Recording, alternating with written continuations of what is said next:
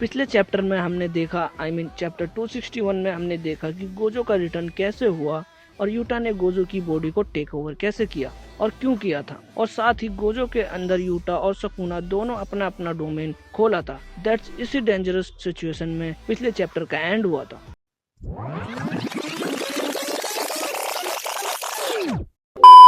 Okay guys, जैसे कि chapter 262 का स्पॉइलर हमारे सामने आ गया है। लिटरली ये चैप्टर काफी बवाल होने वाला है, लेकिन अनफॉर्चुनेटली इस चैप्टर में हमें केवल 7 पेजेस ही देखने को मिलेगा। ऐसा इसीलिए क्योंकि गेगे ओकिटामी बीमार पड़ गए, और सबसे बुरी बात यह है कि नेक्स्ट चैप्टर के लिए हमें 2 वीक और इंतजार करना पड़ेगा। पहले तो चैप्टर 262 कंप्लीट नहीं हुआ, उसके अलावा 2 वीक का और इंतजार करना होगा। तो खैर, बढ़ते हैं अपने टॉपिक की तरफ। तो उससे पहले इस वीडियो को लाइक, चैनल को सब्सक्राइब और वीडियो को शेयर जरूर करना। तो let's move to the topic. Chapter का स्टार्टअप ठीक वहीं से होता है जहां पे चैप्टर 261 का एंड हुआ था। नाउ सुकुना और गोजो के अंदर यूटा दोनों अपना अपना डोमेन खोलता है, लेकिन यूटा अपने डोमेन को खोलते ही अपने डोमेन के साइज को बास्केटबॉल जितना छोटा कर लेता है। ऐसा इसीलिए कि वो सुकुना के डोमेन को काउंटर कर सके। काइंड ऑफ सुकुना और गोजो का जो डोमेन क्लैश हुआ था, तो गोजो भी सुकुना के डोमेन को काउंटर करने के लिए अपने डोमेन के साइज को छोटा कर लिया था। अब यूटा को 3 मिनट सुकुना के डोमेन को काउंटर करना होगा। इस केस में सुकुना भी अपने डोमेन के इफेक्ट कर्स टेक्निक को यूटा के डोमेन के चारों तरफ सेट कर देता है। इसके अलावा सुकुना उस बैरियर को भी हटा देता है जो 99 सेकंड तक डोमेन को एक्टिव रखता था।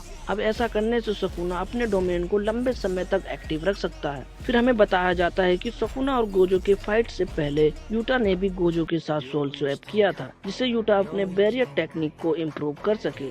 नाउ यूटा सोचता है कि 3 मिनट के अंदर सुकुना को इस कदर पेलूंगा कि सुकुना अपने डोमेन को मेंटेन ही ना कर पाए और ना ही वो अपना डोमेन को खोल पाए। लेकिन सुकुना का प्लान काफी ज्यादा ब्रूटल था। पहले तो सुकुना गोजो के अंदर यूटा के डोमेन अनलिमिटेड वॉइड को ब्रेक करना चाहता था, और जैसे ही यूटा का डोमेन ब्रेक होता वैसे ही सुकुना अपना डोमेन मेलेवोलेंट श्राइन को एक्सपेंड कर लेता, जिससे सुकुना के अगेंस्ट बचे हुए सारे सोर्सेस को सुकुना एक ही झटके में वाइप आउट करना चाहता था। सुकुना अपने प्लान के बारे में सोच ही रहा होता है, तभी यूटा ब्लू का यूज करके सुकुना को अपनी तरफ खींचता है। लेकिन सुकुना इस अटैक के लिए पहले से ही तैयार था, जिससे सुकुना फटाक से गोजो यूटा के हाथ को पकड़ लेता है अपने कटे हुए हाथ से, और सुकुना एक पंच गोजो के फेस पे हिट कर देता है। अब सवाल ये उठता है कि सुकुना ने गोजो की बॉडी को टच किया कैसे? क्या गोजो की इन्फिनिटी वर्क नहीं कर रही है क्या? सुकुना ऐसा इसीलिए कर पाया क्योंकि सुकुना डोमेन एक्सपेंशन के साथ डोमेन एम्पलीफिकेशन का भी यूज कर रहा था।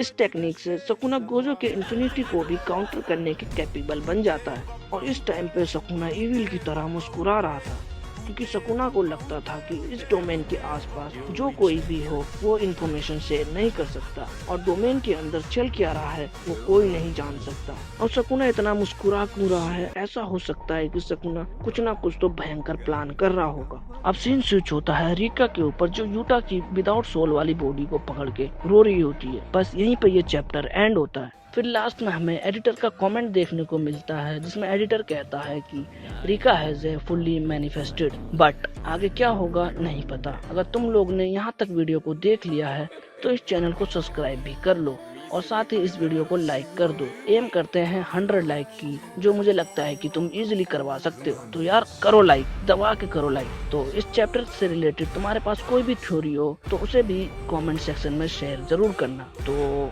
फाइनली आप बाय।